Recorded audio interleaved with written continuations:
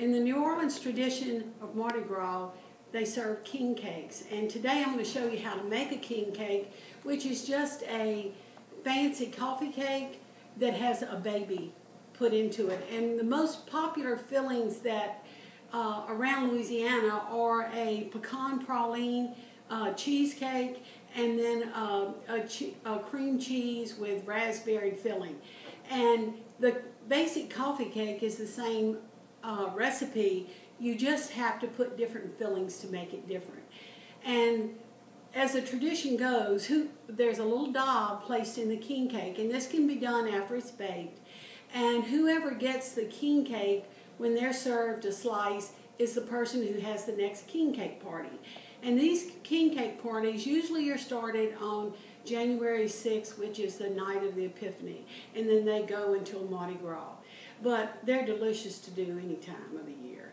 But first of all, there's a little thing you need to know about whenever you make a king cake. It's a yeast product, and yeast kind of scares some people off, but it's really easy to use. You just can't add anything to the yeast that's too hot, and it will not make it active. So the first thing we're going to start off doing is making the yeast mixture. And the recipe that I'm using is going to be on the website under recipes, or there's a button to be able to print this out at the end of the blog.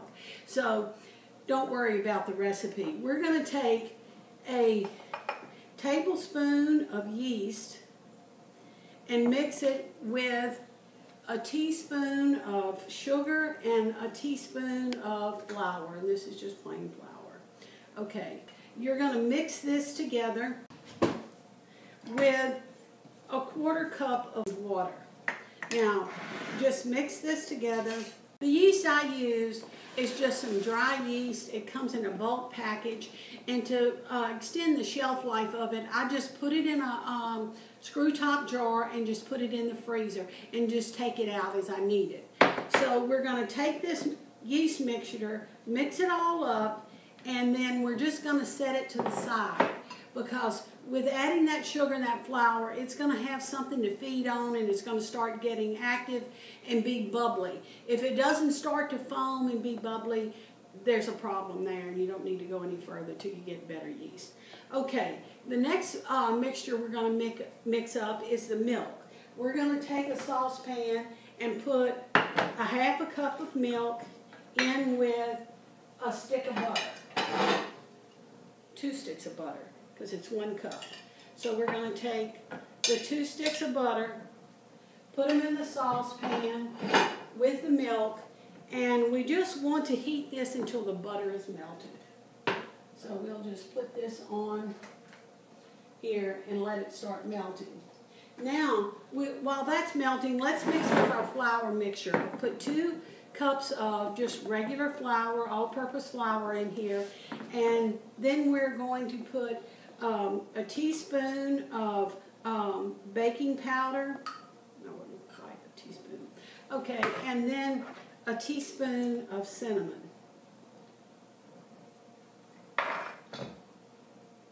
Okay, we're going to need to mix this all up so we'll be able to be ready to add it to our milk mixture. We got our yeast going here. And then this is the 2 eggs and 2 egg yolks that we're going to mix in with the milk mixture. Now our butter is melted and our milk, and we're going to pour this into the mixing bowl. And you cannot add anything to it right now because it's a little too warm. So we're just going to take our mixer and turn it on, and it's going to cool this mixture down. You can feel it on the bottom of the bowl that it's really almost too hot to touch. So in order not to deactivate our yeast by this mixture being too hot, we're just going to wait till the bottom of this bowl cools down a little bit, and it'll take mixing it like this for about 3 minutes. Okay, now our milk mixture with the butter has cooled down enough that we can add our 2 eggs and our 2 yolks and also our flour. I'm going to turn the mixer on. It's kind of noisy.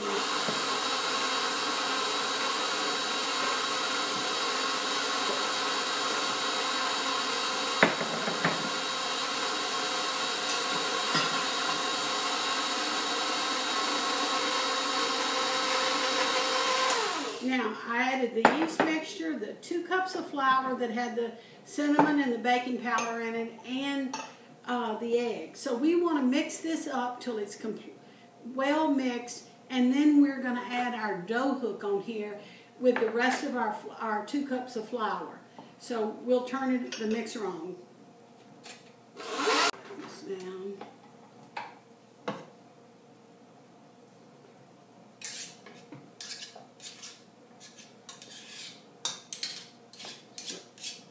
Take our mixing blade out and then just put in your dough hook, and then we're going to measure out another 2 cups of flour. And remember, you want to measure it just where, not the packing method, just spoon your flour into a cup, measuring cup, and then just level it off so we get the right measurements. And then we're going to put that into the bowl. Now, we're ready just to start mixing it up, and you will see this is not a batter, it's a dough, like a real soft bread dough. Now, if your dough is not wet enough, it's going to just form into kind of a stiff ball around the dough hook. And I'm going to let this down so y'all can kind of see it just is really stiff.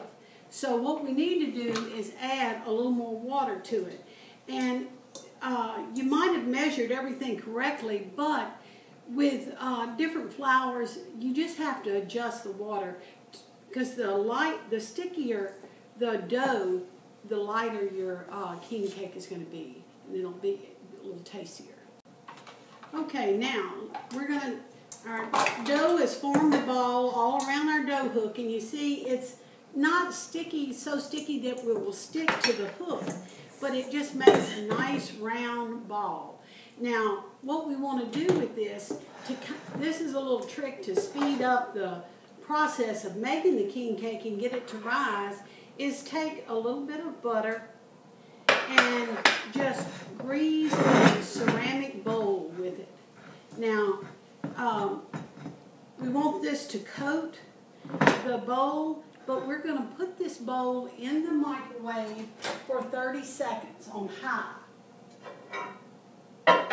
And when we put it in there 30 seconds on high, it just kind of heats up that ceramic bowl, and then it's going to make your yeast act faster, and you'll be ready to roll your king cake out and finish it out in maybe about 20 minutes. So rather than having to wait a couple of hours for this to double in size.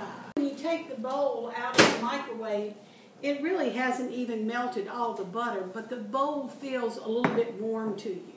So you're going to take your ball of dough out of your mixing bowl, and you want to kind of form it into a smooth ball. So kind of tuck in the edges, roll it around and kind of pinch it together, and then you have a nice smooth surface. Okay, you're going to put it in your bowl and just turn it over. And just with that little bit of butter that you have buttered your bowl with, it's going to butter the top of your king cake dough here, and you're going to be ready then just to place a dish towel. Got some new dish towels for Christmas. We're going to place a dish towel over here and just let it set until it doubles in size. And it's according to how warm your room is and if there's a draft, but I find you're heating your oven to bake your king cake with anyway, so just put it on the back of your oven, top of the stove back there, and it just gives it a little warm environment, so it'll just go ahead and double in size.